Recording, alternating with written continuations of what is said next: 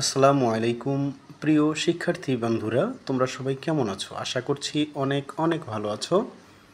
আমরা বিগত লেকচারগুলোতে নাউন সম্পর্কে জেনেছি, প্রপার নাউন সম্পর্কে জেনেছি, কমন নাউন সম্পর্কে জেনেছি। আজকে আমরা লেকচার 8.2-তে কালেকটিভ নাউন সম্পর্কে জানব। বলো তো কোন নাউন সম্পর্কে জানব? Collective noun. আর এই কালেকটিভ নাউনের বাংলা অর্থ হচ্ছে কি বলতো? সমষ্টিবাচক বিশেষ্য। বলতো কি? সমষ্টিবাচক বিশেষ্য।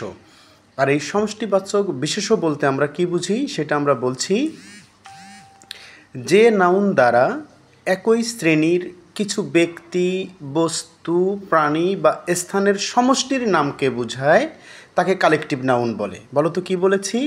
যে নাউন দ্বারা একই শ্রেণীর কিছু ব্যক্তি, বস্তু, প্রাণী বা স্থানের সমষ্টির নামকে বোঝাবে তাকেই বলবো আমরা কি?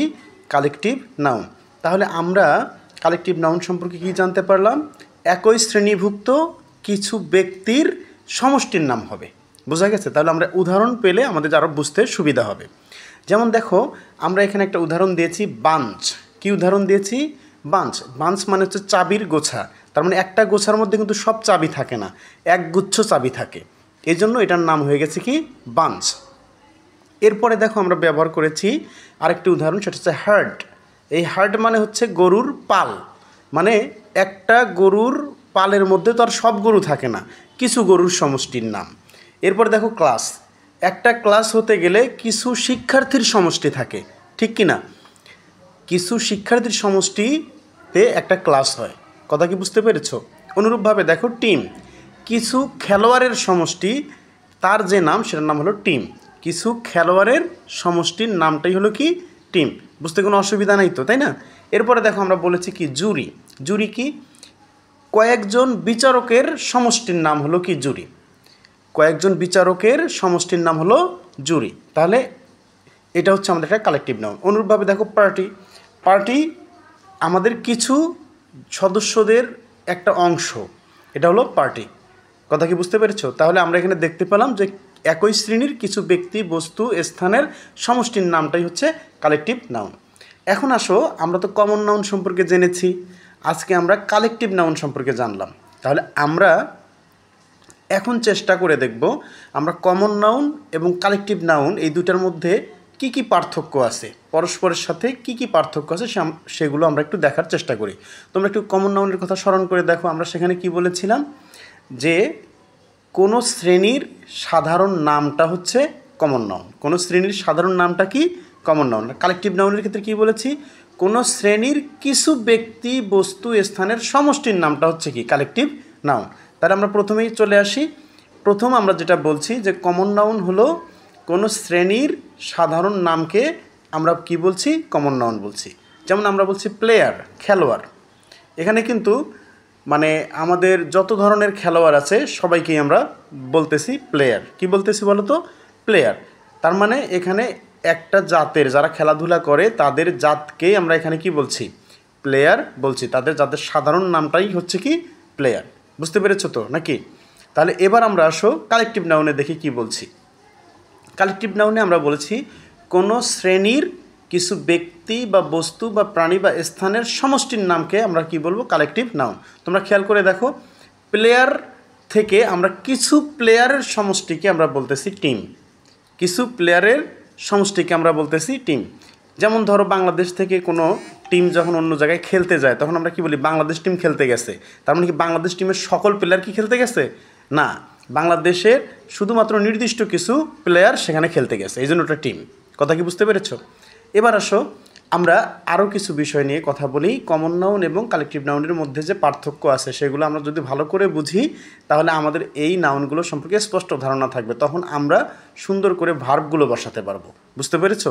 কারণ আমরা এর আগে কিন্তু দেখেছি যে কমন নাউন এবং কালেকটিভ নাউন এটার মধ্যে কি আছে? পার্থক্য আছে, ঠিক না? তাহলে আমরা এখন সেই পার্থক্যগুলো পড়ছি। তাহলে এখন আমরা 2 নম্বর পার্থক্যটা পড়ব। কয় নম্বর পার্থক্য? 2 নম্বর। দেখো আমরা এখানে বলেছি যে কমন নাউন সিঙ্গুলার ও প্লুরাল উভয়ই হয়। কমন নাউন কি হয়? সিঙ্গুলার এবং প্লুরাল উভয়ই হয়। আর এই কারণে কমন নাউন কখনো সিঙ্গুলার নেয়, সিঙ্গুলার ভার্ব নেয়, আবার কখনো প্লুরাল ভার্ব নেয়। বুঝতে পেরেছো? তাহলে এখন আমরা কি পাচ্ছি যে সিঙ্গুলার এবং প্লুরাল উভয়ই আছে কিসের মধ্যে? কমন নাউনের মধ্যে।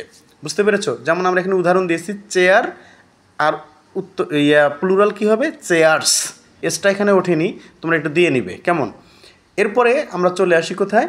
2 নম্বর কালেকটিভ নাউনের ক্ষেত্রে। কালেকটিভ নাউনের ক্ষেত্রে দেখো এখানে আমরা বলছি যে কালেকটিভ নাউন সাধারণত সিঙ্গুলার হয়। কালেকটিভ নাউন কি হয়? সাধারণত সিঙ্গুলার হয়। কারণ কি? এটা একটা ইউনিট হিসাবে কাজ করে। যদি এখানে বেশ কিছু সদস্য থাকে কিন্তু তাদের উদ্দেশ্য থাকে একটা, ঠিক না? এই জন্য এই কালেকটিভ নাউনটাকে আমরা সিঙ্গুলার সাধারণত বলি এবং এটা সিঙ্গুলার ভার্ব গ্রহণ করে। এটা কী করে? সিঙ্গুলার ভার্ব গ্রহণ করে। যেমন এখানে দেখো আমরা একটা উদাহরণ দিয়েছি, a herd of cows is grazing. এখানে হার্ডের কারণে ইজ বসছে, তার মানে হার্ডটা আমাদের কি? সিঙ্গুলার। কথা কি বুঝতে পেরেছো? এখন আসো আমরা নাউন অফ মাল্টিটিউড সম্পর্কে একটু জানার চেষ্টা করি। Noun of multitude. Noun of মাল্টিটিউডটা কি? আমরা তো কালেকটিভ নাউন পড়ে আসলাম, ঠিক না? এই কালেকটিভ নাউনে কিন্তু আমরা দেখছি, কি দেখেছি বলো তো? কালেকটিভ নাউনে আমরা দেখেছি যে এরা একটা ইউনিট হিসাবে কাজ করে। কিন্তু নাউন অফ মাল্টিটিউডটা হচ্ছে এমন এক ধরনের কালেকটিভ নাউন যে কালেকটিভ নাউনটা অবিভক্ত সমষ্টিকে বোঝায় না, প্রত্যেককে আলাদা আলাদাভাবে বোঝায়, তখন তাকে নাউন অফ মাল্টিটিউড বলে। আমরা এখানে দেখো সংজ্ঞাটা দিয়েছি যে কালেকটিভ নাউন যখন অবিভক্ত সমষ্টিকে না বুঝিয়ে প্রত্যেককে আলাদাভাবে বোঝায় তখন তাকে নাউন অফ মাল্টিটিউড বলে, তখন ভার্বটি প্লুরাল হয়। তাহলে তোমরা একটু লক্ষ্য করে দেখো, আমরা এখানে একটা ভার্ব দিয়েছি, সেন্টেন্স দিয়েছি, the family is planning A picnic. তাহলে এখানে ফ্যামিলি এটা হচ্ছে আমাদের কালেকটিভ নাউন। ইজ কেন দিয়েছি? ফ্যামিলিটা একটা ইউনিট হিসাবে কাজ করছে, একটা পিকনিকে তারা যাবে। কিন্তু আমরা তার আগে এখন একটা আমরা উদাহরণ দিলাম, সেই উদাহরণটায় দেখো, the family are discussing about the plan. এখানে ফ্যামিলির পরে কিন্তু আমরা কি ব্যবহার করছি? আর ব্যবহার করছি। ফ্যামিলির পরে কি ব্যবহার করছি? আর। কেন ব্যবহার করছি? কারণ এখন তারা প্ল্যানটা নিয়ে ডিসকাস করতেছে, এখন কিন্তু ভিন্ন ভিন্ন মত আসবে, ঠিক আছে? এই জন্য আমরা কি ব্যবহার করলাম? দ্য ফ্যামিলি আর ডিসকাসিং, এখানে আর ব্যবহার করলাম। বুঝতে পেরেছো সবাই? তাহলে নাউন অফ মাল্টিটিউড ক্লিয়ার। আল্লাহ হাফিজ, ভালো থাকবে সবাই।